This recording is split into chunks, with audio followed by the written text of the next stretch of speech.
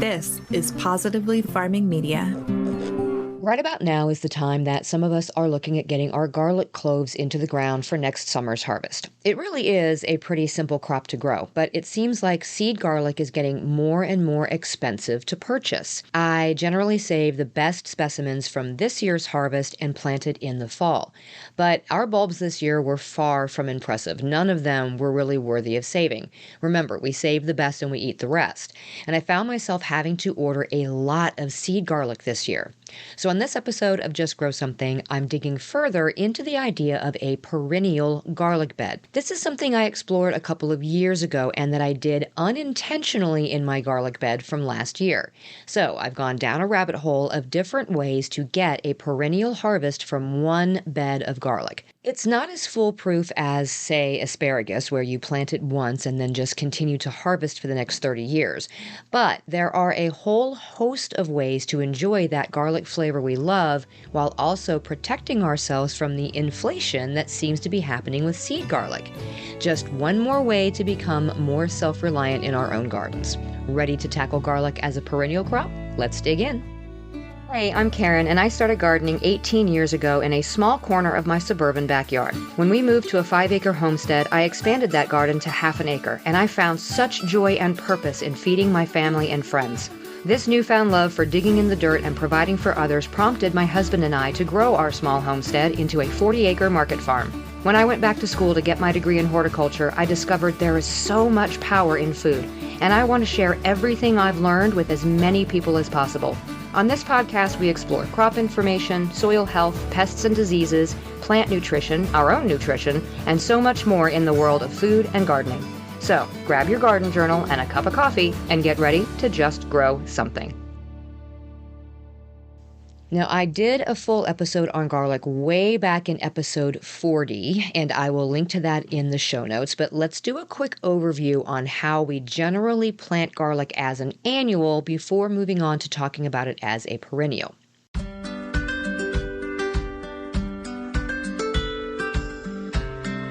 Garlic is a cool season crop, being planted very late in fall or early in the winter and not harvested until about 6 months later in the late spring or early summer. Since planting is done in the fall, the early to mid-summer is when you're going to end up ordering your seed garlic. And let me tell you, I saw some astronomical prices on seed garlic this year, and for the third year in a row, it seemed to be in shorter supply than before. Now, your first garlic crop should come from certified seed garlic. So this is just to make sure there are no diseases or anything coming along for the ride when you plant. But once you get your first crop, it is okay to cure the best ones and use those as your seed garlic for the next season, just so long as there hasn't been any kind of indication of disease. But if you're starting from a very small amount of seed garlic, it may take you a year or two to kind of build up the size of your crop to be able to hold back enough to plant and also have enough to eat until the next batch is ready. So there are two different types of garlic. There's hardneck and softneck. The most obvious difference between them is their appearance. The hardnecks are called that because they have a long flowering stem that grows through the center of the bulb, and it is very hard. This flowering stalk is called the scape. Now, generally, the scape is removed from the bulb to force the energy into the bulb growth rather than allowing it to flower. This is important information for us to know for later, so hold on to that. Softneck cultivars, on the other hand, yield a generally larger bulb and a larger number of cloves than the hardneck, and these are the types that you generally are going to see in the grocery store. This much higher number of cloves is likely a reproductive compensation for the lack of that flowering stalk. Softnecks do not usually produce a scape. Now, under stressful conditions, they may partially bolt and they'll grow a short pseudostem, which will subsequently produce a smaller number of bulblets, but this is the exception rather than the rule. So generally, if we want scapes, we want hardneck garlic.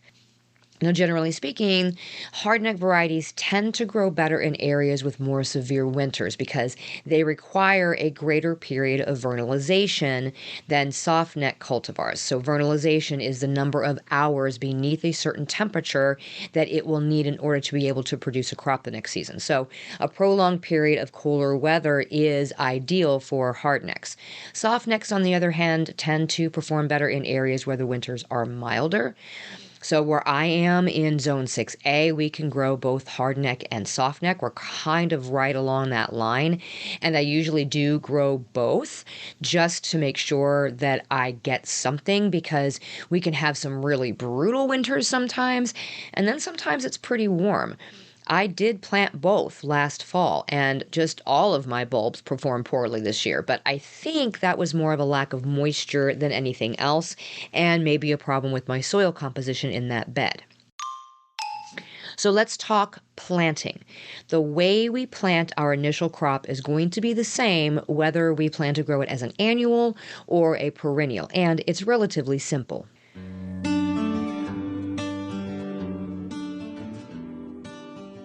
Separate the cloves and leave the skin intact. Space the cloves 4 to 6 inches apart in rows spaced 12 to 18 inches apart. The cloves should be planted with the pointed end up and the blunt end with the roots down. Push each clove 1 to 2 inches into the ground, firm the soil gently around it, and that's basically it. If you're gardening north of Zone 7, you'll want to heavily mulch your garlic to avoid frost damage and frost heave. A good 4 to 6 inches of straw or chopped leaves is a great mulch for garlic. It will slowly flatten out as the winter progresses, and it will not only protect the garlic cloves, but also provide a great weed barrier in the spring when the growth starts again. Now, if you're in a climate that doesn't see a lot of heavy freezes, the mulch may not be necessary, but I still recommend at least a thin layer to help with the weeds and to help retain moisture. Depending on when you plant, you may see a little growth begin in the late fall, and that's okay. Frost damage on the early green growth that pops up isn't going to be detrimental to the plant. The plant will go dormant, and it will begin growing again in the spring. Now, if you want to be sure there isn't any above ground growth in the fall, just plant as close to your Persephone period as possible. That's the period where the daylight hours drop below 10 hours per day. Just make sure you plan to get the garlic in the ground before it freezes solid, or you'll be planting in the spring.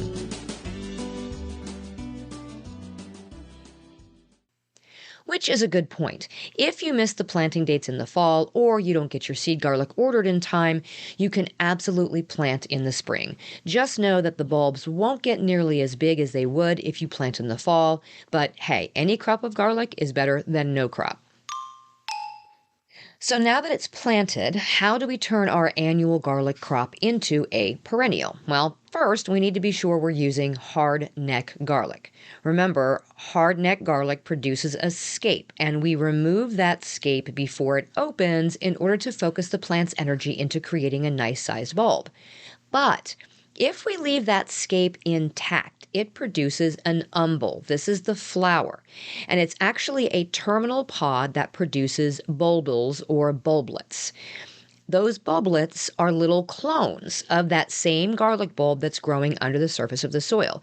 It's not a seed, it's literally a tiny little clove. And there can be anywhere from 20 to 200 of these little bulblets in each umbel, and that's on just one scape. So these tiny little cloves can be removed from the scape and used in the same way we use the garlic cloves that we grow underground.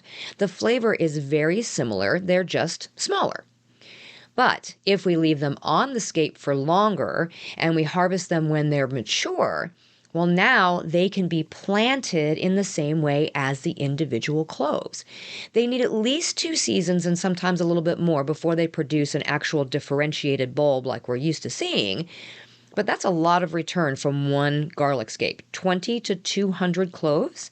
So that's just one way that we can get a bunch more garlic out of our initial planting.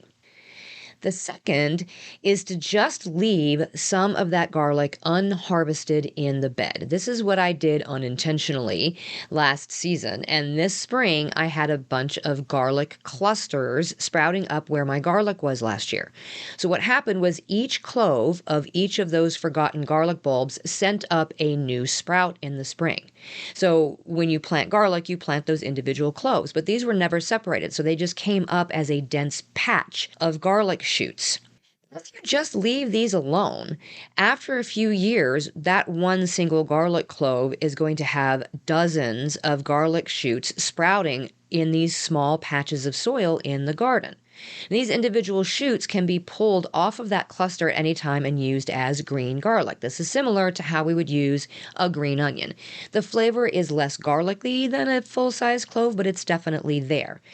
And then whatever we leave in the ground, whatever remains of that clump of garlic, is going to produce scapes later in the season.